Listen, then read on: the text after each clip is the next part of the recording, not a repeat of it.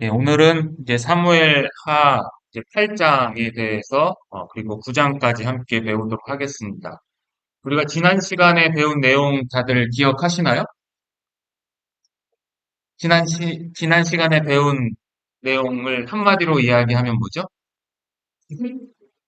집. 예, 집인데 어, 다윗과 하나님과의 이제 언약, 그리고 언약으로 말미암은 그 집.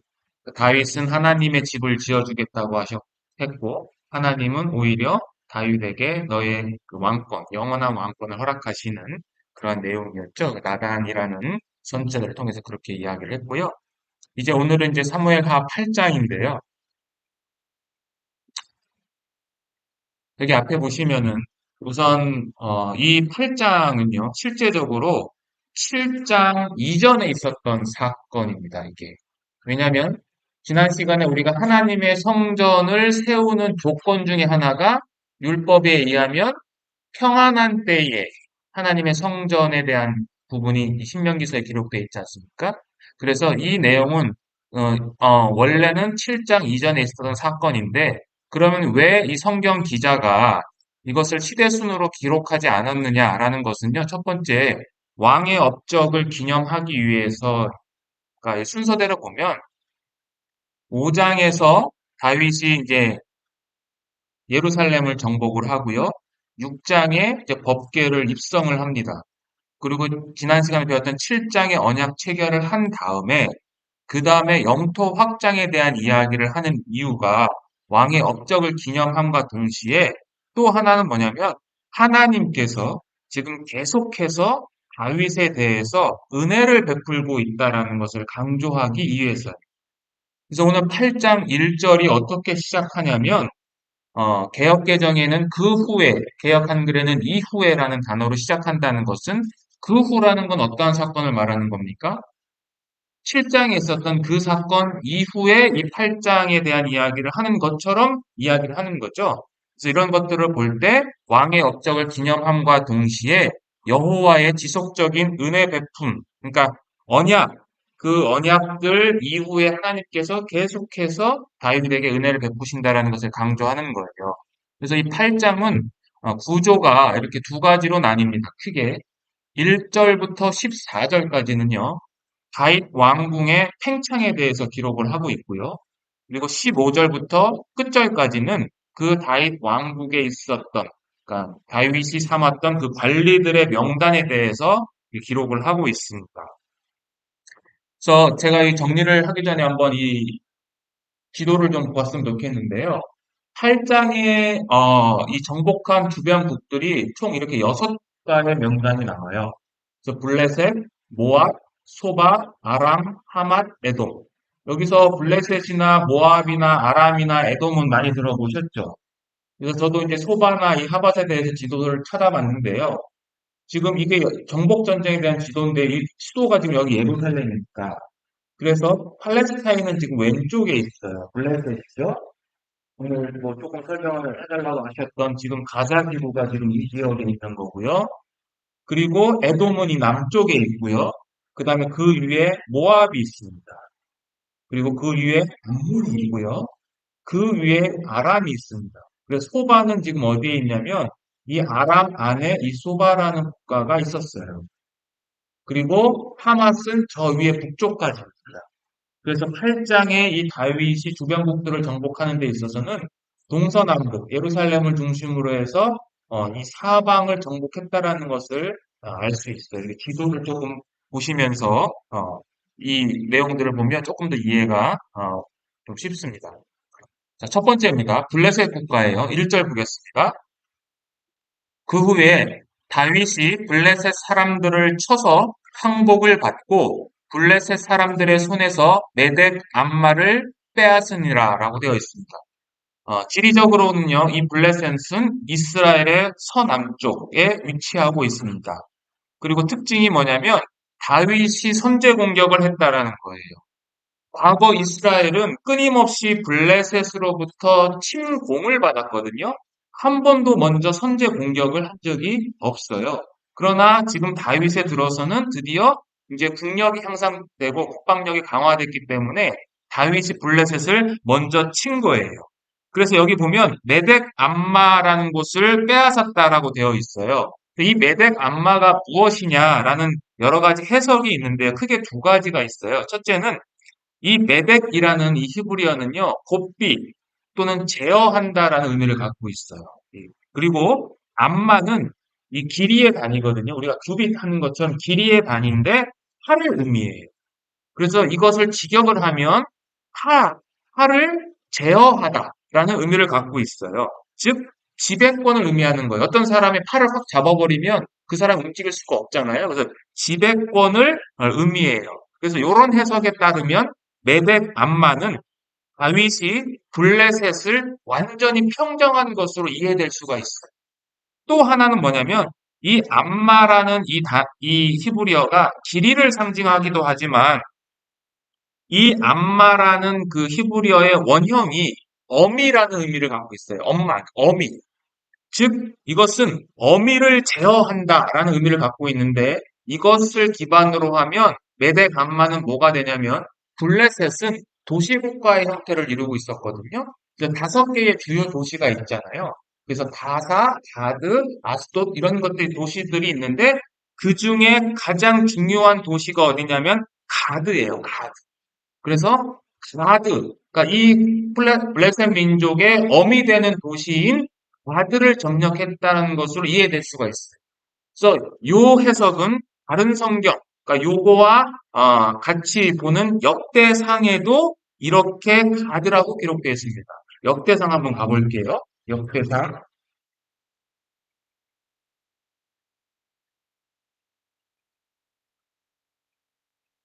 역대상 8장입니다.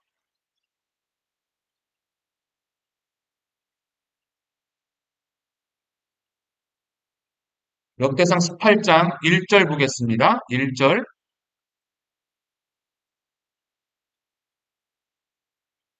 구약성경 638페이지죠. 1절 제가 읽겠습니다. 그 후에 다윗이 블레셋 사람들을 쳐서 항복을 받고 블레셋 사람들의 손에서 뭘 뺏었어요? 가드와 그 동네를 빼앗았다고 그랬죠. 그래서 이 메덱 암마는 작게는 가드, 큰 의미로는 이 블레셋 전체를 다 이 다윗이 평정했다라는 것으로 의미를 한다고 보는 것이 맞습니다. 근데 이 블레셋 정복의 의미가 그러면 뭐냐라는 것을 우리가 한번 살펴볼 필요가 있는데 이 블레셋 민족은요 해양 민족이었잖아요. 우리가 전에 한번 기억나시죠? 그리고 이들이 철제 무기를 갖고 있었어요. 그죠? 이스라엘은 아직 철기 문화가 등장하지 않았던 때에 이미 철제 무기를 갖고 있어서 누구보다도 이스라엘에게 가장 큰 위협을 주었던 민족이에요. 그리고 하나님께서 이 가나안 땅을 여호수아를 통해서 분배하셨는데 이 단지파가 사실은 이 서쪽 해안가의 단지파의 땅을 분배했는데 단지파가 그 땅을 소유하지 못하고 북쪽으로 도망가잖아요. 그 도망가는 이유가 뭡니까? 바로 이 블레셋 민족 때문에 그 지역을 장악하지 못하고 북쪽으로 올라가 버리는 거예요. 이 단지파가. 그리고 또 가깝게는 이 사울이 누구와의 전쟁에서 죽음을 맞이하게 됩니까? 바로 블레셋과의 전쟁 속에서 이 길보아 산에서 그 사울이 자신의 아들들, 세 아들과 함께 멸망을 하잖아요. 그래서 이 블레셋을 정복했다라는 것은 지금까지 이스라엘 민족이 끊임없이 핍박받고 어려움에 처했다라는 것을 이제 완전히 그것을 해소했다라는 것을 의미하는 거예요. 그래서 이후에 다윗 시대 이후에 블레셋 민족은 멸절되지는 않지만 더 이상 큰 위협적인 존재로서 등장하지는 않아요. 열왕기상 4장 한번 가보겠습니다.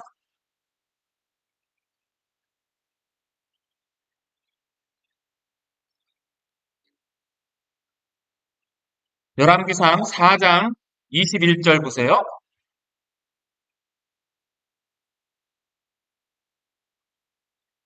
21절 같이 한번 읽어보겠습니다.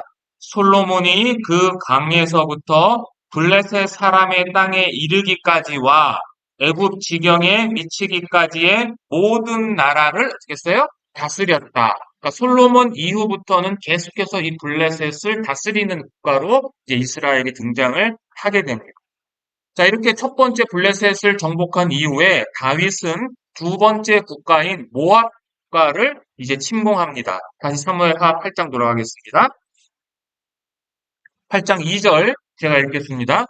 다윗이 또 모압을 쳐서 그들로 땅에 엎드리게 하고 줄로 재어 그 두 줄 길이의 사람은 죽이고 한 줄 길이의 사람은 살리니 모압 사람들이 다윗의 종들이 되어 조공을 드리니라. 모압은 지리적으로 이스라엘의 동쪽에 위치한 국가였고요. 여기선 다윗이 어떻게 했냐면 두 줄 길이의 사람은 죽이고 한 줄 길이의 사람은 살렸다라고 되어 있는데 이것을 실제적으로 직역을 하면 어떻게 되냐면요. 다윗이 그들을 죽이기 위해서 두 줄로 잰 사람은 다 죽이고 한 줄로 된 사람은 살려주었다라는 의미예요. 더 쉽게 얘기하면 모압 사람들을 포로로 잡았는데 그 중에 3분의 1은 죽여버리고 3분의 1만 살려줬다는 내용입니다. 그런데 이것을 저는 토라의 예언을 실행하는 자라고 이렇게 기록을 해놨는데요. 이것이 왜냐면 보세요. 모압은 실제적으로 다윗과 굉장히 친분이 있는 국가예요. 왜 그럴까요?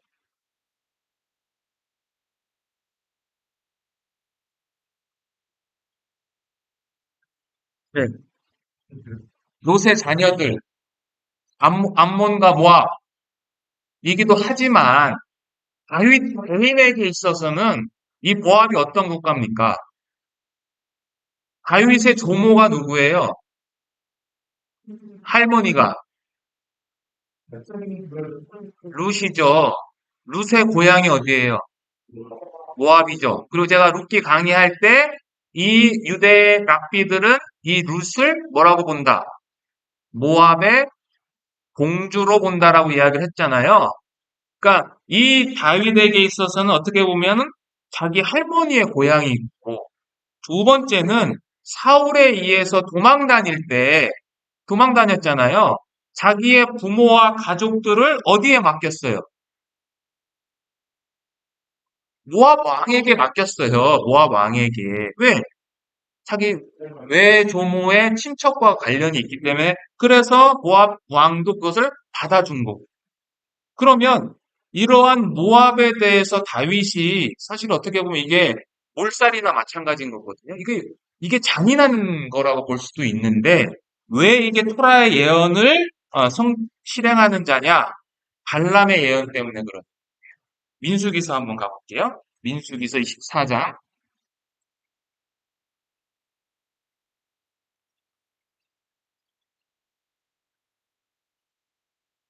민수기 24장 17절 보세요.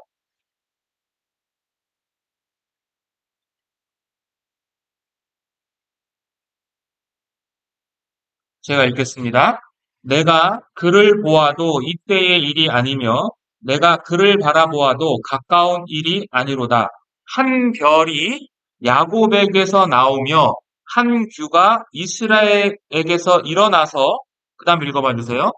모압을 이쪽에서 저쪽까지 쳐서 무찌르고 또 셋의 40회를 다 멸하리로다.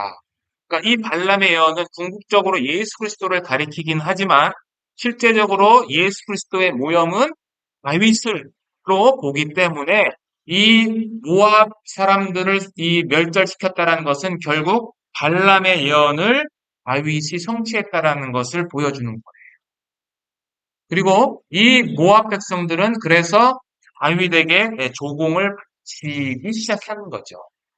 그래서 다윗은 어떤 면에서 이 가족 관계, 인간 관계보다 하나님의 말씀에 더 순종하는 자세를 보여줬다라는 것을 우리에게 말씀하고 있습니다. 자, 세 번째 이제 국가는 어디냐면 3절에서 4절, 7절에서 8절에 나오는데요. 르홉의 아들 소바 왕 하닷 에셀을 공격을 합니다. 제가 3절, 4절 한번 읽어보겠습니다. 르홉의 아들 소바왕 하닷 에셀이 자기 권세를 회복하려고 유브라데 강으로 갈 때에 다윗이 그를 쳐서 그에게서 마병 1700명과 보병 2만 명을 사로잡고 병거 100대의 말만 남기고 다윗이 그 외에 병거의 말은 다 발의 힘줄을 끊었더니라고 되어 있습니다. 이 소바 왕은 아까 지도에서 본 것처럼 이스라엘의 북동쪽에 위치한 아주 이제 작은 국가였어요. 근데 여기 보시면 이 소바 왕 하닷 에셀이 자기 권세를 회복하려고 어디로 갔어요, 지금? 유브라데 강으로 갔어요. 여러분들 유브라테스 강 아시죠? 유프라테스 강이 실제적으로 터키에서 발원을 해가지고 저쪽 이제 이라크까지 페르시아만까지 흘러간 아주 긴 강이잖아요. 근데 그 긴 강의 지류가 이스라엘의 북쪽, 아까 지도에 나타나긴 했는데 이스라엘 북쪽에 보면 그 유브라데의 지류가 흘러가요. 그러니까 거기로 하닷 에셀이 자기의 권세를 회복하려고 여기서 권세를 회복한다는 것은 뭐냐면 기념비를 세우기 위해서 가는 거예요, 지금. 기념비를 세운다는 것은 자기의 영토의 경계선을 이 기념비로서 그 영토를 이렇게 표시하기도 했거든요. 그러니까 거기까지 가는 하닷 에셀을 쫓아가서 다윗이 그들 중에서 병거 1,000대, 우리 지금 개역개정에는 1,700명이라고 되어 있는데 역대상 18장 4절에 보면 좀 더 구체적으로 나뉘어져 있어요. 그래서 병거 1,000대, 그리고 마병 7,000명, 그리고 보병 2만 명을 포로로 잡아가요. 그래서 병거 100대의 말을 제외하고 다른 말들의 발의 힘줄은 전부 다 끊어버리는 거죠. 그러면 여기서 왜 다윗이 말의 힘줄을 끊었느냐는 거죠. 자, 여기서도 뭘 알 수 있냐면 다윗은 계속해서 이 하나님의 말씀에 순종하는 자라는 것을 이 성경 기자는 이야기하고 싶은 거예요. 자, 신명기서 보겠습니다. 신명기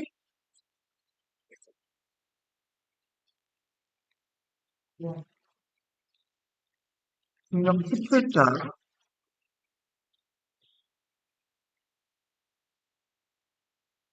16절.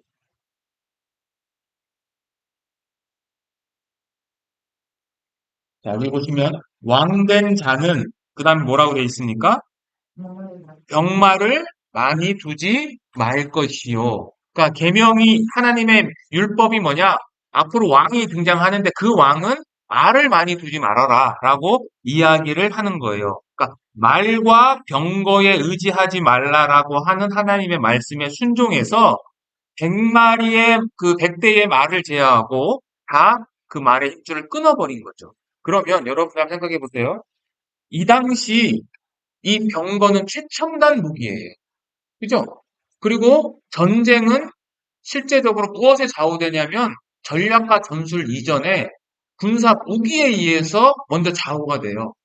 근데 이 최첨단 무기를 다 없애라는 거죠. 그럼 하나님의 이 계명이 이스라엘 백성들이 이 신명기 율법을 딱 들었을 때 어떠한 생각이 들었을 것 같습니까? 어떻게 들렸을 것 같아요? 이것을 능히 순종할 수 있는 계명으로 들렸을까요? 아니면 그렇지 않을까요? 후자요? 왜요? 예.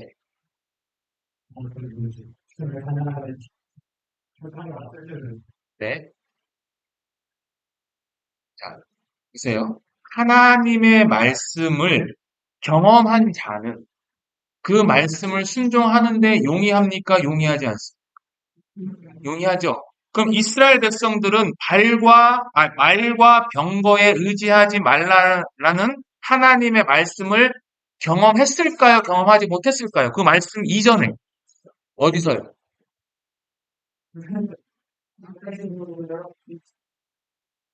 출애굽기 가보세요.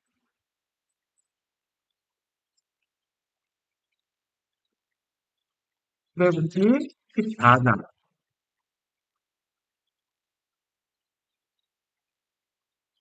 7절. 자, 6절부터 보겠습니다. 6절, 7절. 제가 읽어볼게요.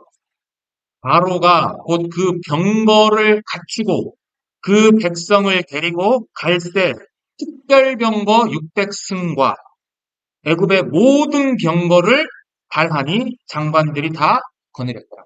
그러니까 이스라엘 백성들이 광야에서 이제 가나안 땅으로 들어가는 마지막 기점, 홍해 앞에서 더 이상 갈 수 없을 때 애굽의 군대가 쫓아왔죠.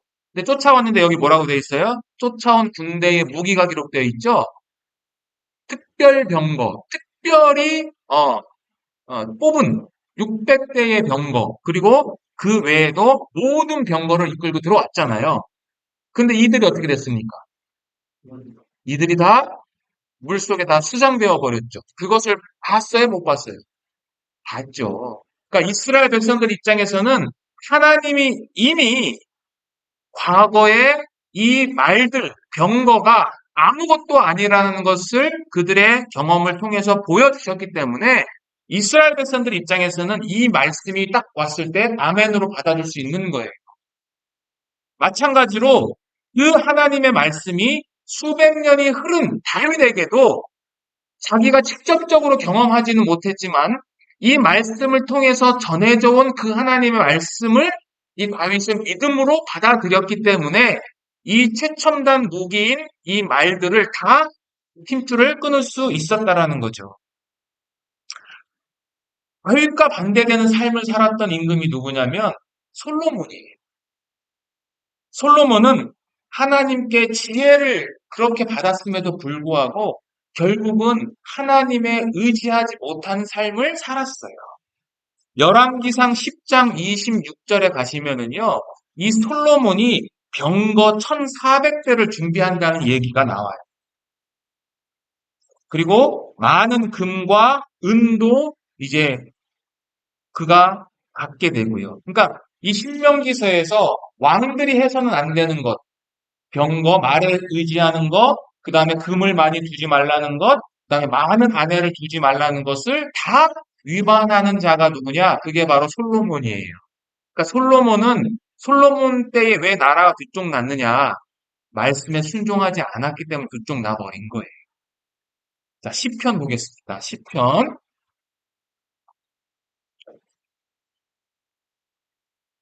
시편 20편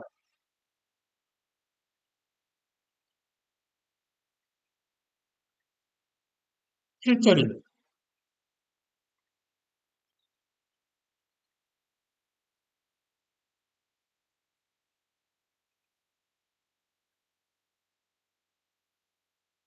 7절 같이 한번 읽어보겠습니다.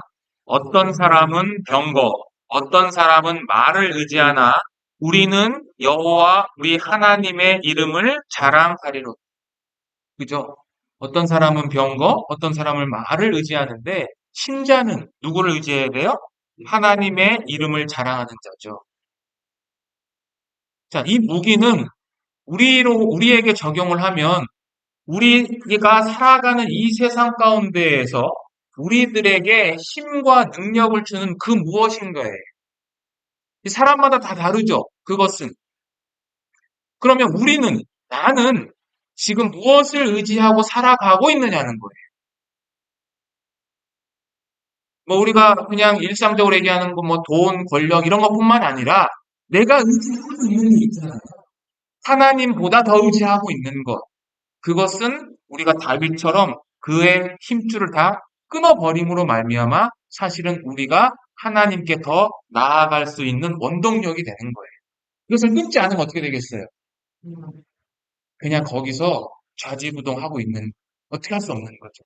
끊어야 되는데 끊지도 못하고, 끊지 못하면 나아갈 수 없는 그러한 상황에 어, 처해지게 되는 거죠. 시편 펴 있으니까 115편 한번 보겠습니다.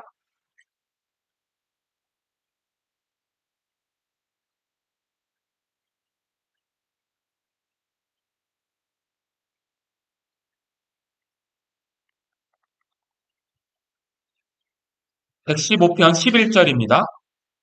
이러한 구절은 시편에 여러 군데가 나와 있는데요. 11절 같이 한번 읽어보겠습니다. 여호와를 경외하는 자들아 너희는 여호와를 의지하라.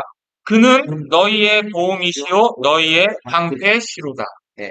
우리는 하나님을 의지해야 된다라는 것을 우리가 이 말씀을 통해서 알 수 있습니다. 자, 그리고 이 다윗은 이 소바왕 하닷에셀이 갖고 있었던 금방패 그리고 매우 많은 놋을 빼앗았어요. 7절 8절에 보면 금방패와 놋을 빼앗았어요. 그래서 이 르홉의 아들 소바왕 하닷에셀을 통해서 우리가 다윗을 통해서 받을 수 있는 교훈은 뭐냐? 다윗은 계명에 순종하는 자고 그리고 토라의 예언을 성취하는 자로서 등장했다라는. 그러니까 계속해서 다윗은 하나님의 은혜에 따라서 그 은혜에 발맞춰서 살아가고 있다라는 것을 이 정복 전쟁을 통해서도 보여주고 있는 거죠. 자, 네 번째 국가는 아람입니다. 자, 아람은 어, 5절, 6절에 기록되어 있는데요. 한번 읽어봐 주세요. 다메섹의 아람 사람들은 수고와 하늘을 속에 보고니까 다윗의 한 사람 2만 6천 명을 잡고 다윗이 다메섹 아람 시기를 이기에 아람 사람이 다윗의 눈으로 조공을 덮습니다. 다윗이 어디로 가든지 여호와께서 이기게 하시니라. 아람은 이스라엘의 북동쪽에 위치한 나라예요. 아람은 왜 참전을 했느냐? 소바왕 하닷에셀이 패전을 하니까 그것을 돕기 위해서 2만 2천 명을 파병을 한 거죠. 아까 지도에서 기억나시죠? 이 소바와 아람이 같은 영토 내에 있었잖아요. 그런데 이들도 패배를 하고 조공을 바쳤고 다메섹의 수비대를 주둔시킵니다. 그러니까 주둔군이 생기는 거예요. 이 다메섹에. 근데 이 다메섹에 이 다윗의 군대가 주둔했다라는 것은 굉장히 중요한 의미 중에 또 하나가 있는데 그게 뭐냐면 이 다메섹은요. 이 고대에 도로가 있었어요. 중요한 도로가. 그 중에 하나가 뭐냐면 아시아와 위쪽은 아시아잖아요. 지금의 소아시아. 그리고 이스라엘의 남쪽은 아프리카잖아요. 그 소아시아와 아프리카를 잇는 그 해안길이라는 도로가 있었어요. 그 당시. 지금도 그게 이제 무역상도 그 도로를 이용했는데 그 해안길과 그 다음에 왕의 대로라고 하는 여러분들 창세기 공부할 때 제가 설명을 드렸는데 그 왕의 대로가 다 어디를 거치게 되느냐? 이 다메섹을 거치게 돼 있어요. 그러니까 경제적인 요충지의 다메섹은 즉 다윗은 이러한 경제적인 요충지에 주둔군을 그러니까 수비대를 주둔함으로 말미암아 경제적인 어떠한 이익도 취할 수 있는 그러한 위치가 됐다라는 것을 성경은 또 이야기를 하고 있는 거예요. 그러니까 이러한 막대한 금과 은과 놋 이런 것들이 모아놨고 결국 이것이 다 언제 활용이 되냐면 솔로몬이 성전을 지을 때 이것들이 다 활용이 되는 거거든요. 그러니까 하나님이 미리 다 준비를 시켜주시는 거죠. 자, 다섯 번째 국가는 하맛입니다. 9절에서 10절입니다. 제가 읽겠습니다. 하맛 왕 도이가 다윗이 하닷 에셀의 온 군대를 쳐서 무찔렀다 함을 듣고 도이가 그의 아들 요람을 보내 다윗 왕에게 문안하고 축복하게 하니 이는 하닷 에셀이 도이와 더불어 전쟁이 있던 터에 다윗이 하닷 에셀을 쳐서 무찌름이라 요람이 은그릇과 금그릇과 놋그릇을 가지고 온지라. 그러니까 하마당 도이는 이제 하맛 왕 하닷 에셀도 패하고 그 다음에 요람도 패하니까 이제 뭐 하는 거죠 이거는? 그냥 와서 무릎을 꿇은 거예요 자진적으로.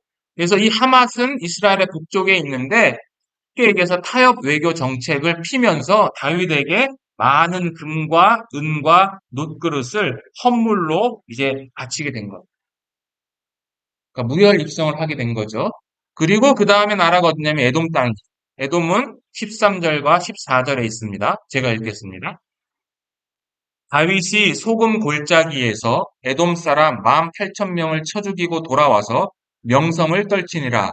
다윗이 에돔에 수비대를 두되 온 에돔에 수비대를 두니 에돔 사람이 다 다윗의 종이 되니라. 다윗이 어디로 가든지 여호와께서 이기게 하셨더라. 에돔은 이스라엘의 남동쪽이고 여기서는 18,000명을 다윗이 죽이게 됩니다. 그리고 동일하게 수비대를 주둔을 시키는 거예요.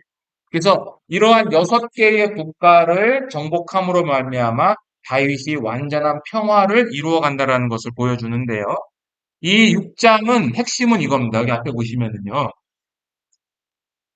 자, 6절과 14절에 다윗이 승리하게 된 원인에 대해서 반복해서 기록하고 있어요. 그게 뭐냐면 6절 하반절에 보면 다윗이 어디로 가든지 여호와께서 이기게 하셨다라고 되어 있고요. 14절 하반절에도 다윗이 어디로 가든지 여호와께서 이기게 하셨다라는 이 말씀이 양쪽을 감싸고 있어요. 즉 다윗의 승리는 여호와의 은혜로 말미암아 이루어졌다라는 것을 보여주는 거고요. 그리고 11절에서 12절은 다윗 왕이 전쟁에 승리한 모든 노획물들을 하나님께 바쳤다라는 말씀으로 구성되어 있어요.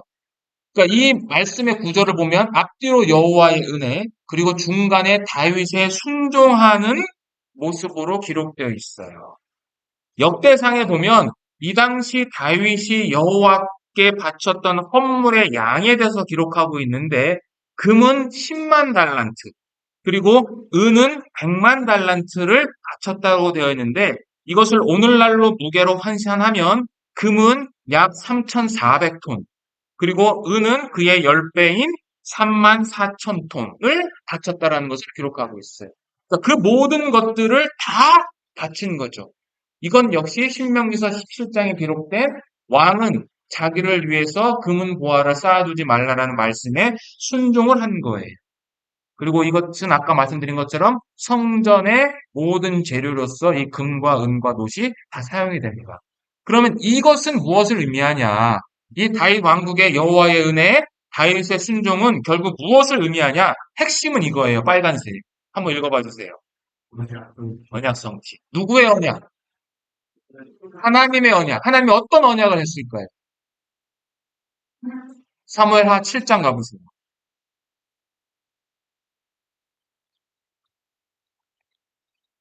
7장 10절.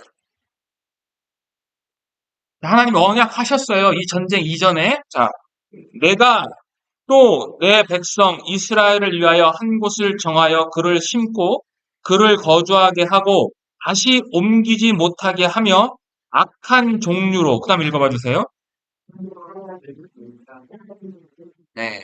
그러니까 다시는 이스라엘 백성들이 다른 나라로부터 핍박받지 않는다라는 그 언약의 성취를 하고 있다라는 것을 성경 기자는 보여주고 싶은 거예요, 이게. 그러니까 중요한 건 뭐냐? 다윗이 이겼다. 이게 중요한 게 아니라 다윗이 왜 이겼냐? 왜 이겼다고요? 하나님께서 약속하신 그 언약을 누가 이루게 하셨다? 하나님께서 하셨다에 강조점이 있는 거예요. 이 성경. 이해되시죠? 자, 이렇게 전쟁에서 승리를 한 다윗은 자신의 왕국의 관리들을 세웁니다. 다시 8장 가겠습니다. 8장 15절에서 18절까지 제가 천천히 읽겠습니다. 다윗이 온 이스라엘을 다스려 다윗이 모든 백성에게 정의와 공의를 행할세 수르야의 아들 요압은 군사령관이 되고 아엘룻의 아들 여호사밧은 사관이 되고 아히두베의 아들 사독과 아비아달의 아들 아히멜렉은 제사장이 되고 스라야는 서기관이 되고 여호야다의 아들 분하야는 그렛 사람과 블렛 사람을 관할하고 다윗의 아들들은 대신들이 되니라.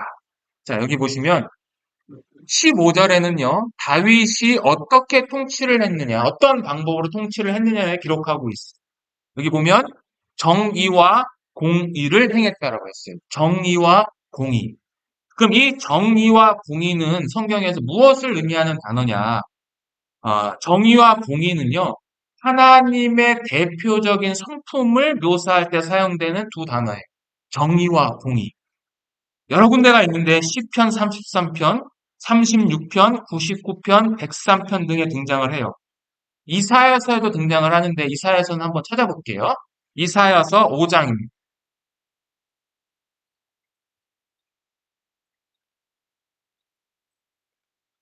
살짝 더운데 에어컨 이나 공기청정 좀.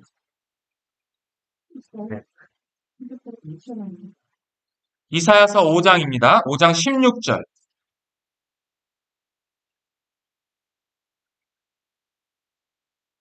자, 한번 읽어봐 주세요. 이사야서 5장 16절. 만군의 여호와는 정의로우심으로 높임을 받으시며 거룩하신 하나님은 정의로우심으로 거룩하다는 부름을 예. 받으시니. 자, 여기 만군의 여호와에 대한 성품이 나오죠? 앞절은 여호와는 정의롭다.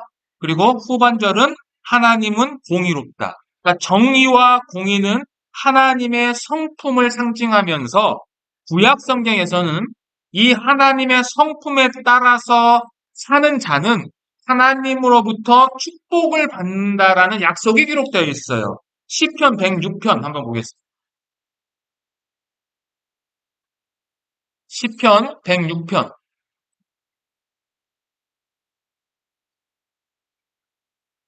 3절.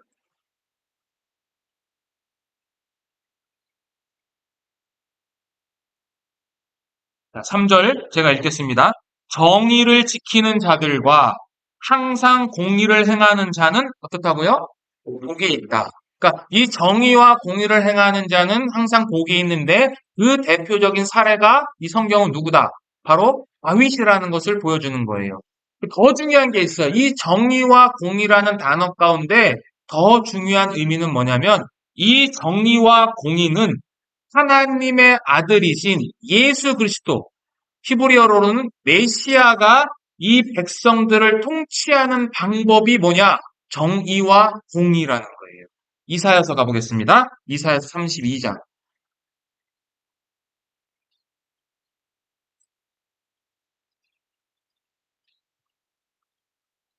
자, 이사야서 32장은 구약 성경에 기록된 메시아에 대한 예언을 기록한 성경인데요. 32장 1절 보겠습니다. 보라, 장차 한 왕이 뭘로 통치해요?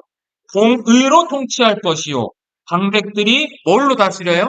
정의. 그러니까 공의와 정의는 메시아의 통치 방법을 묘사하는 단어예요. 따라서 다윗은 메시아의 모형적인 인물로서 앞으로 이 땅에 오실 진정한 메시아가 행할 이 통치의 방법을 이미 다윗을 통해서 구현되고 있다는 것을 또 보여주고 있는 겁니다. 이 다윗의 통치 방법은 정의와 공의로 통치 방법을 삼았는데 이제 관리자들을 체계적으로 세워요.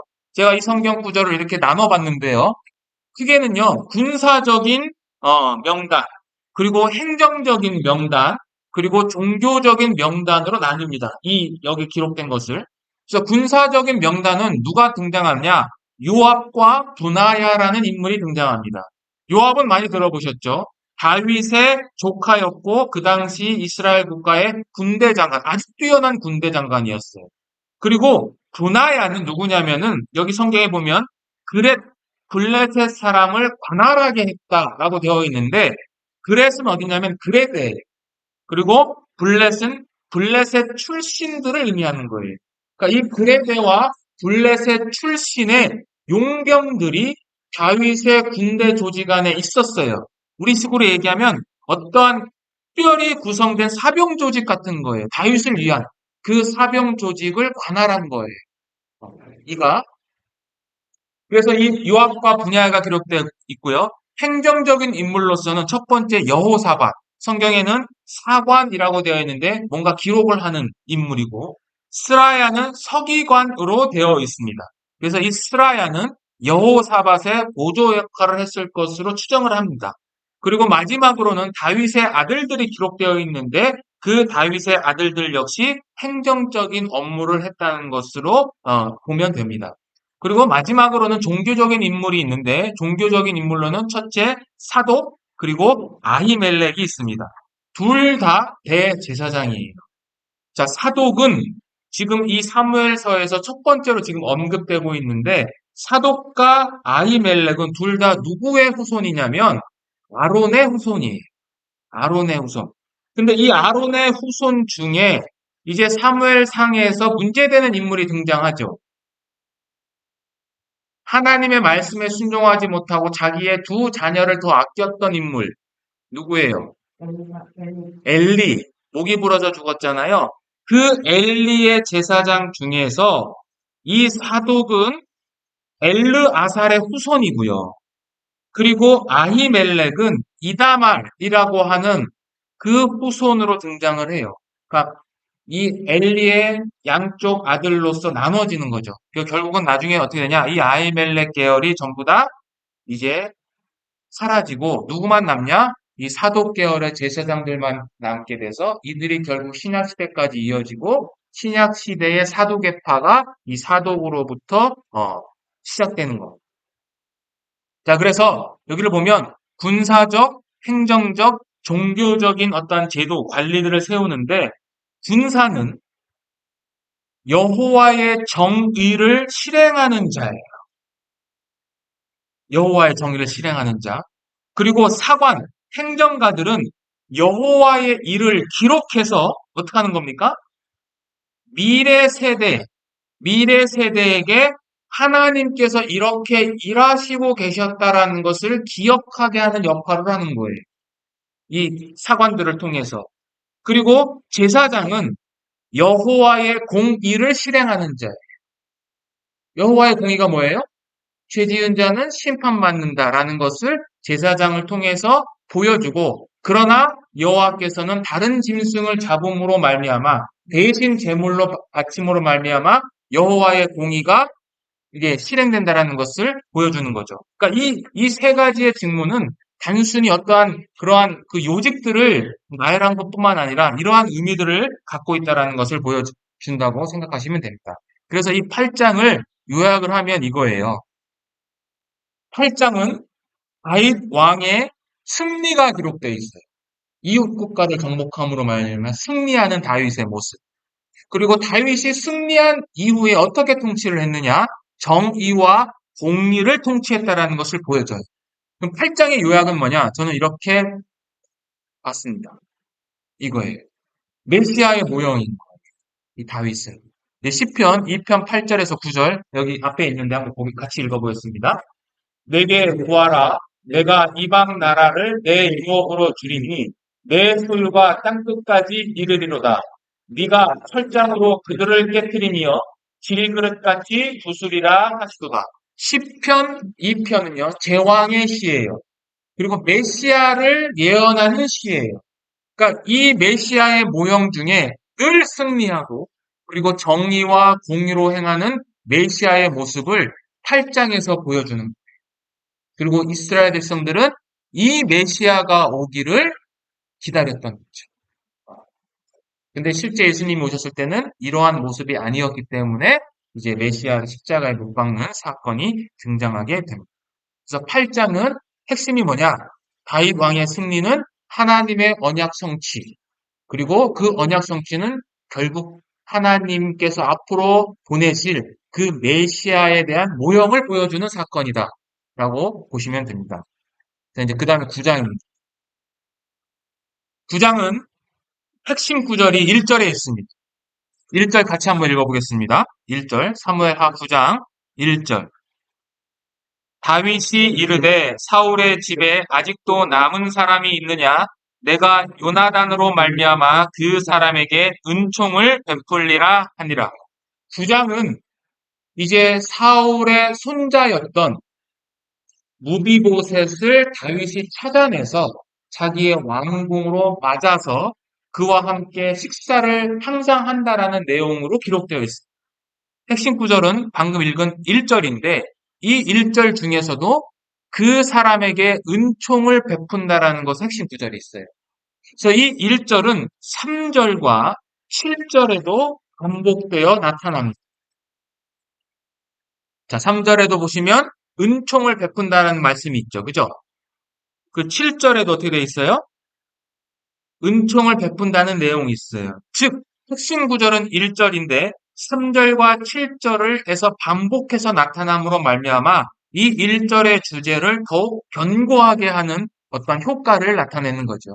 그러니까 핵심 구절은 은총을 베푼다라는 거예요. 그럼 핵심 단어는 뭐냐? 핵심 단어는 이것도 세 군데가 나오는데 방금 우리가 본 것처럼 1절과 3절과 7절에 나와요.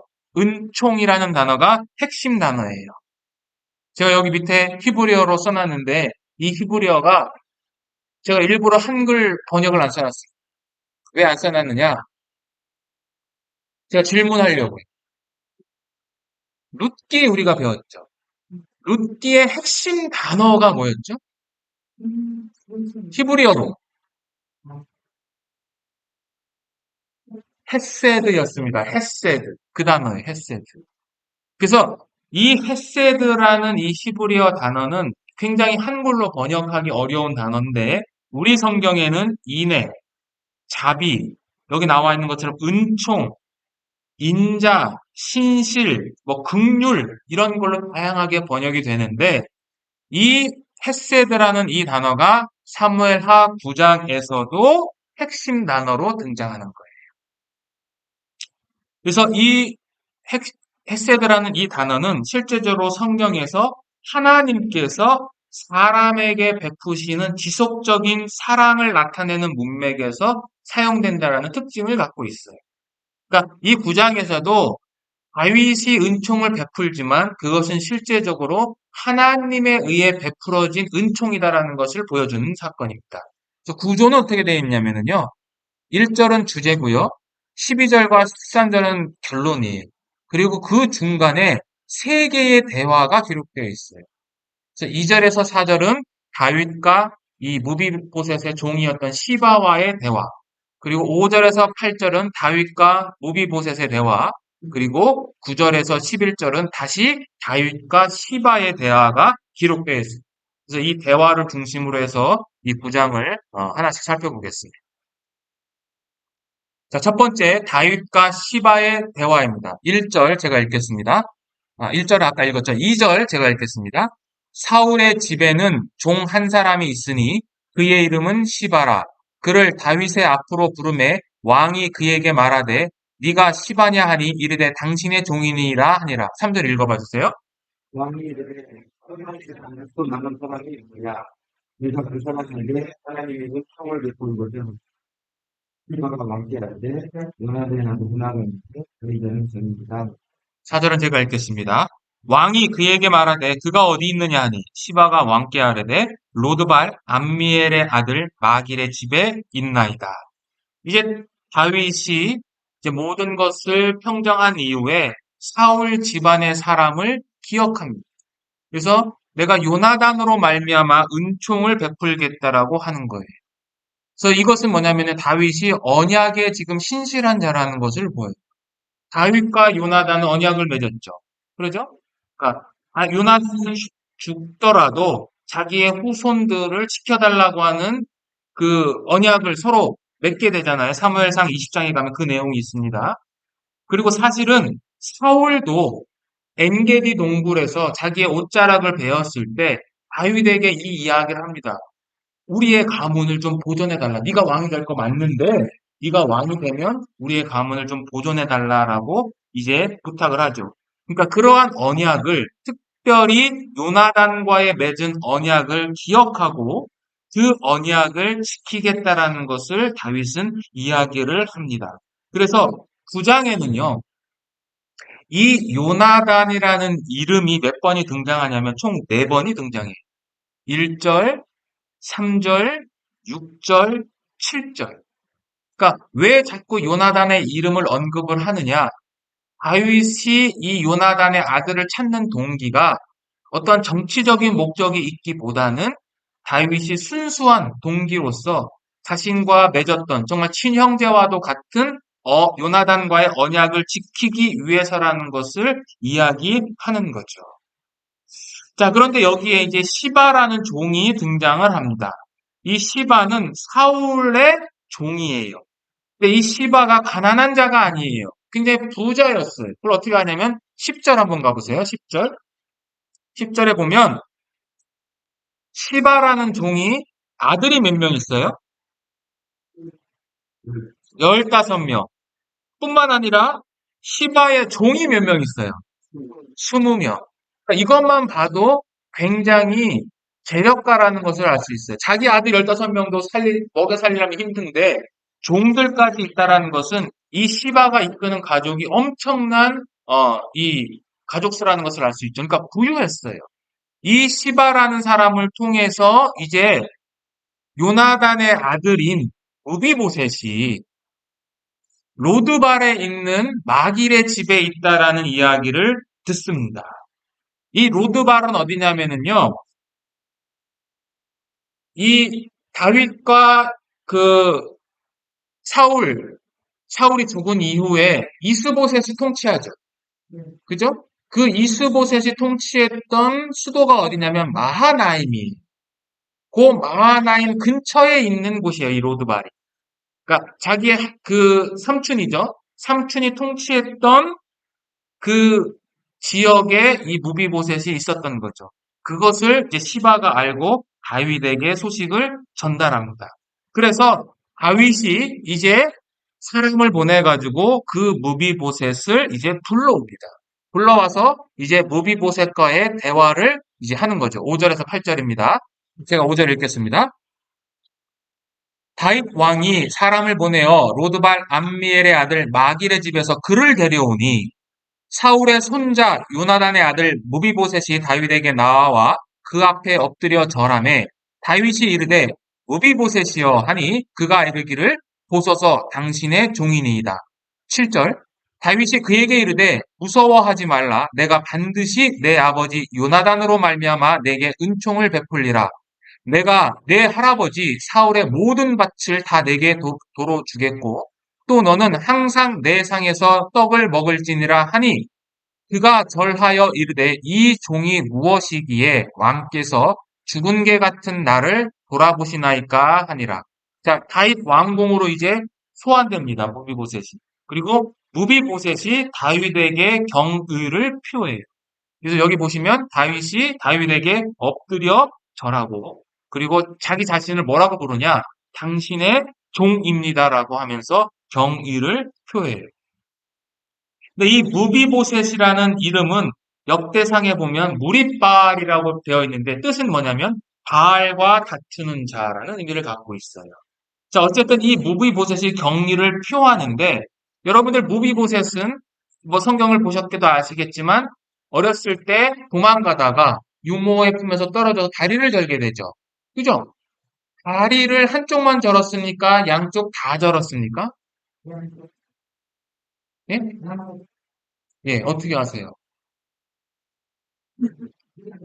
예, 성경이 기록되어 있어요. 양쪽, 이 맨, 9장 맨 끝절에 두 다리를 다 절더라 되어 있거든요. 그러니까 생각을 해보세요. 두 다리를 다 저는 자예요. 한쪽만 절어도 절을 할 때 그 모습이 이상할 텐데 두 다리를 저는 상태에서 절을 했을 때 그 모습이 어땠을까? 그리고 그것을 바라보는 다윗의 마음이 어땠을까라고 한번 생각을 해보는 거죠. 어쨌든 이 요나단의 아들인 무비보셋의 입장에서는 자신의 불편한 몸에 불구하고 다윗에게 지금 절을 하는 거예요. 자, 절을 하니까 다윗이 이 무비보셋에게 5가지 호의를 베풉니다. 이 성경에 의하면 그걸 하나씩 보는 거예요. 자, 첫 번째는 뭐냐면 6절에 있습니다. 6절에 뭐라고 그러냐? 다윗이 이르되 무비보셋이여 하니라고 해요. 그러니까 첫 번째 호의는 뭐냐면요. 다윗이 무비보셋을 호명한다는 거예요. 호명. 자, 그러니까 다윗과 무비보셋의 첫 번째 대화가 그의 이름을 부르는 것으로 시작하는데 이 사무엘하 9장에서 무비보셋이라는 이름을 부르는 것은 여기가 유일해요. 누구도 또 무비보셋 자신도 자기를 향해서 무비보셋이라는 이름을 부르지 않습니다. 4절에 가면은요. 4절 한번 보세요. 4절에는 시바에 의해서 무비보셋이 호칭이 되는데 자, 왕이 저에게 묻되 그가 어디 있느냐? 시바가 왕에게 고하되 로드발 암미엘의 아들 마길의 집에 있나이다. 다윗 왕이 사람을 보내어 로드발 암미엘의 아들 마길의 집에서 저를 데려오니 사울의 손자 요나단의 아들 무비보셋이 다윗에게 나와서 엎드려 절한다 라고 되어 있는데 6절에 한번 보세요. 4절 보면 다리 저는 자라고 되어 있고요. 다리 저는 자. 3절이죠. 3절. 3절 하반절이네요. 3절 하반절에 보면 시바가 왕께 고하되 요나단의 아들 하나가 있는데 뭐라고 되어 있어요? 다리 저는 자라고 되어 있죠. 그러니까 시바가 뭐라고 그러냐면 요나단의 아들이 있습니다. 그리고 그가 다리 저는 자입니다. 라고 하지 결코 무비보셋이라는 이름을 부르지 않아요. 그리고 무비보셋 스스로도 6절에 보면 당신의 종입니다. 라고 하고 8절에 가서는 나는 죽은 개 같은 인물입니다. 라고 얘기해요. 무비보셋 자신도 죽은 개라고 표현을 하고요. 13절 맨 끝절도 그는 두 발이 다 전다라고 되어 있죠. 그러니까 성경 기자에 의해서도 그냥 다리 저는 자라고 불리지 한 번도 무비보셋을 부르지 않아요. 그러면 다윗이 여기서 무비보셋을 부른다라는 것은 뭐냐? 자격 없는 자를 지금 높이는 거예요, 다윗이. 그리고 이름을 부른다라는 것은요, 그 당시에 구약 시대에 이름을 부르거나 또 이름을 짓는다라는 것은, 그러니까 호명과 장명은 그에 대한 호의의 표시일 뿐만 아니라 상대방을 통제하라는 어떤 지배권을 갖고 있어요. 그러니까 구약을 잘 읽어보시면, 모세오경을 읽어보시면 아브람, 이삭, 그 다음에 야곱의 이름을 다 바꿔주시고, 그죠? 그리고 이삭에게는 뭐라 그러냐? 아브람의 하나님 또는 야곱의 하나님이라는 것을 자꾸 이야기를 하잖아요. 그러니까 이름을 지어주셨다라는 것이요. 그러니까 그에 대한 지배력을 누가 갖고 있느냐? 하나님이 갖고 있다라는 것을 갖고 있는 거예요. 그러니까 다윗이 여기서 모비보셋을 호명했다라는 것은 그러한 호의를 표현하는가 동시에 그에 대한 이제 지배권을 내가 갖겠다라는 의미를 갖고 있는 거죠. 그래서 여기 보시면 한때는 자신을 죽이려고 했을 뿐만 아니라 지금은 멸망한 왕조잖아요. 사울 왕조가. 그 왕조의 초라한 불구자예요. 무비보셋을. 그 초라한 불구자를 높이는 거예요. 이 다윗이. 하나님의 은총을 베푸는 거죠. 헤세드를 하는 거예요. 자, 두 번째는요. 자비를 선포합니다. 이 자비를 선포한다는 것은 7절에 기록되어 있는데 다윗이 뭐라 그러냐면 무서워하지 말라라고 되어 있어요. 개역 한글에는 두려워하지 말라라고 되어 있어요. 이 히브리어는 알키라라고 읽습니다. 두려워하지 말라. 이 두려워하지 말라라는 것은 구약 성경에서 하나님께서 그의 백성에게 위로와 구원을 선포할 때 사용했던 아주 특별한 용어예요. 창세기 15장 한번 보겠습니다.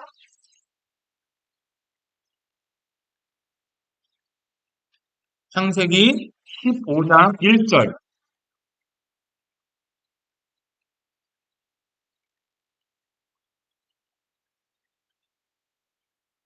이후에 여호와의 말씀이 이상 중에 아브라함에게 임하여 가라사대. 한번 읽어봐 주세요. 그 다음에 아브라함아 두려워하지 말라. 나는 내 방패와 너의 지극히 큰 상급이다. 라고 얘기를 하죠.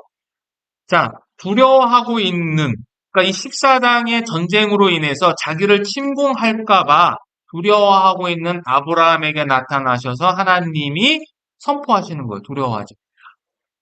자, 창세기 26장 또 가겠습니다. 26장 24절.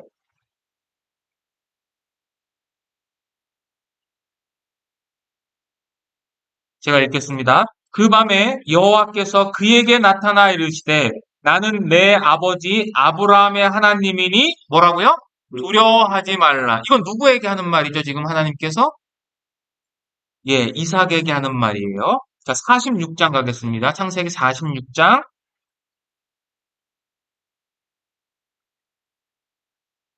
3절.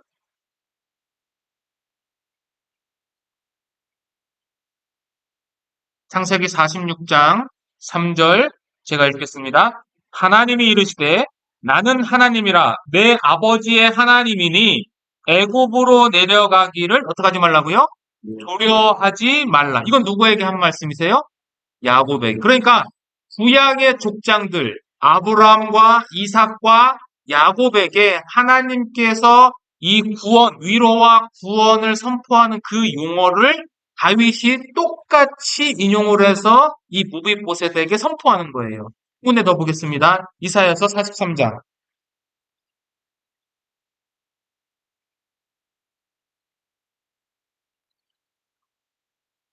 이사야 43장 1절.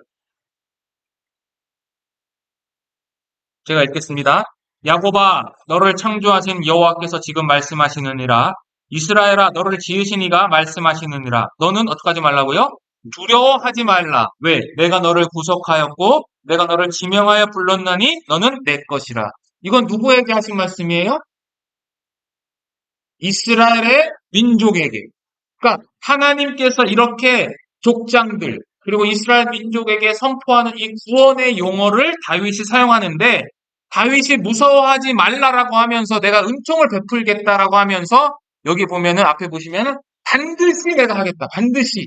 내가 꼭 너에게 은총을 베풀겠다라고 하면서 이 무비보셋을 안심시키는 거예요. 자, 세 번째는 다윗이 어떤 호의를 베풀냐면요. 7절에 보면 사무엘하 9장 7절에 보면 내가 네 할아버지 사울의 모든 밭을 다 내게 도로 주겠다.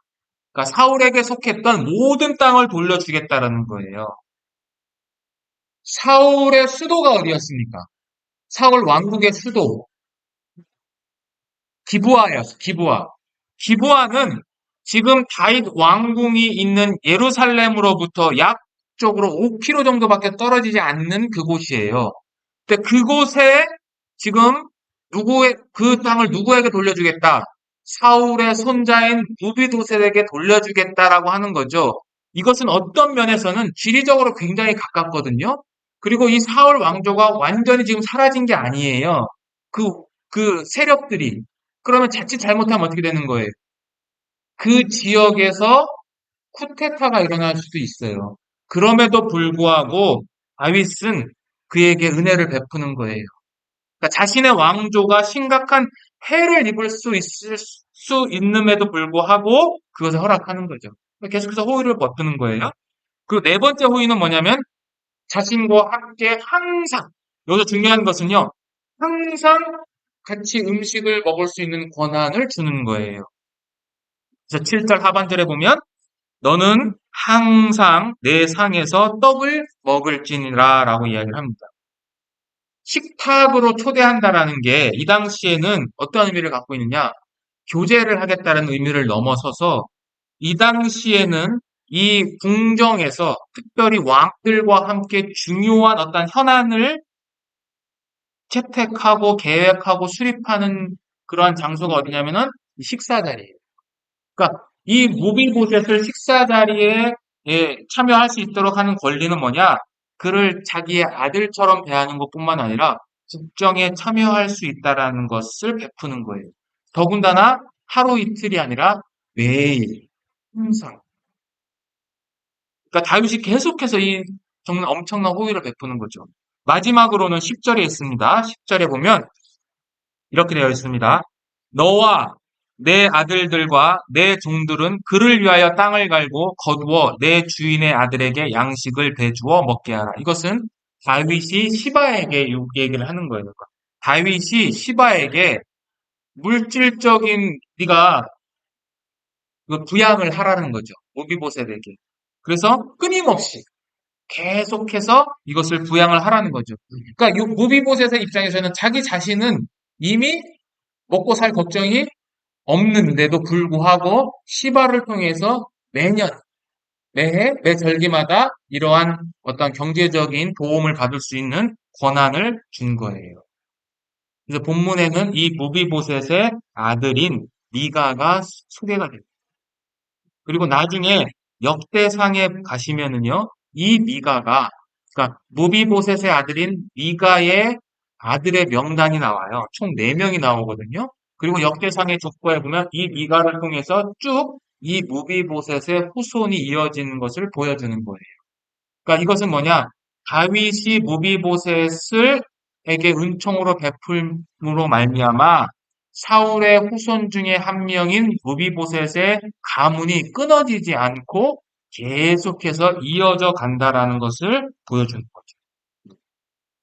그래서 무비보셋의 입장에서는 정말 두 다리를 저는 불구자의 입장인데 지금 엄청난 호의를 받고 있는 거죠. 나중에 이제 압살롬 배반 때 이제 시바하고 이 무비보셋의 이제 이야기가 나옵니다. 그때는 이제 시바가 이제 무비보셋을 배반하는 내용이 좀 나오긴 하는데 그건 그때 가서 배우도록 하겠습니다. 그리고 마지막으로는 이제 다윗과 무비보셋의 대화 중에 마지막은 뭐냐? 이제 무비보셋의 발언으로 끝이 나요. 뭐라 그러냐? 자기 자신을 종이라고 표현을 하고요. 그리고 죽은 개라고 표현을 하는 거예요. 그러니까 여기서 이 종이 무엇이기에 나한테 은혜를 베풉니까? 라고 하는데 이 표현은 실제적으로 누가 했던 표현이냐면요.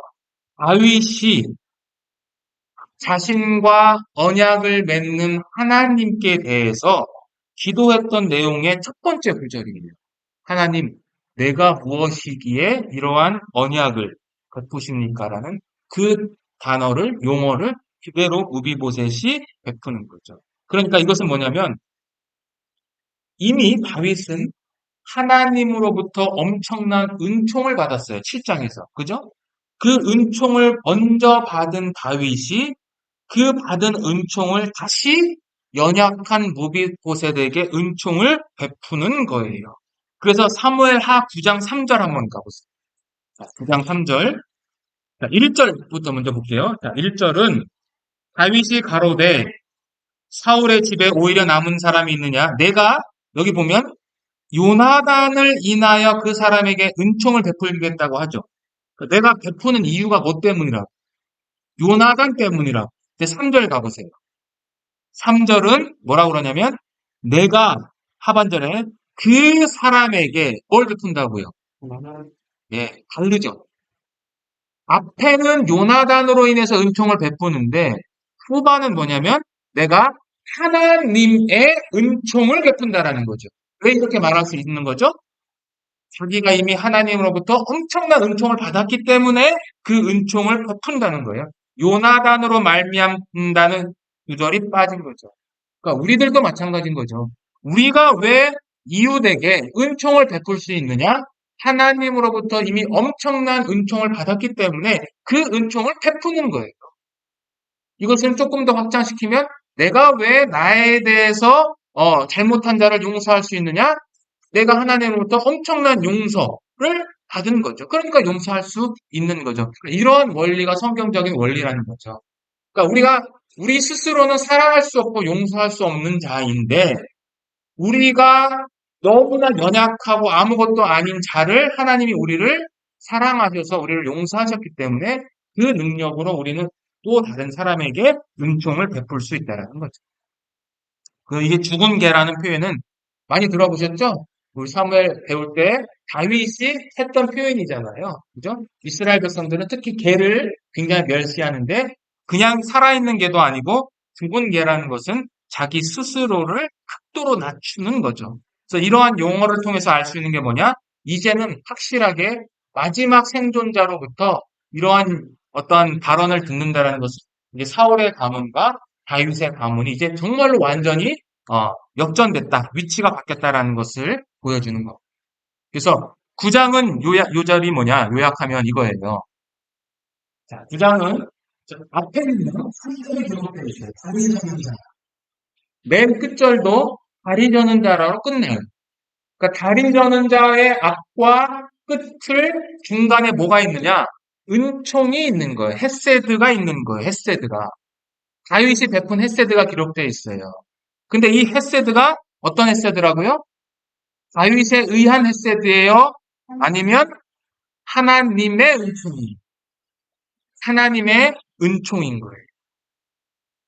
그러니까 지금 이 8장과 9장을 하면서 강조했던 내용이 뭡니까? 다윗의 위대함이 아니고 이 모든 것들은 다윗이 승리하고 정의를 베풀고 공의를 실행하고 그리고 할 수 없는 은총을 베푸는 것은 다윗에 의한 것이 아니라 하나님으로부터 받은 것을 그냥 다윗이 그냥 나눠주는 것뿐이다라는 것을 제가 말씀드리고 싶은 거예요.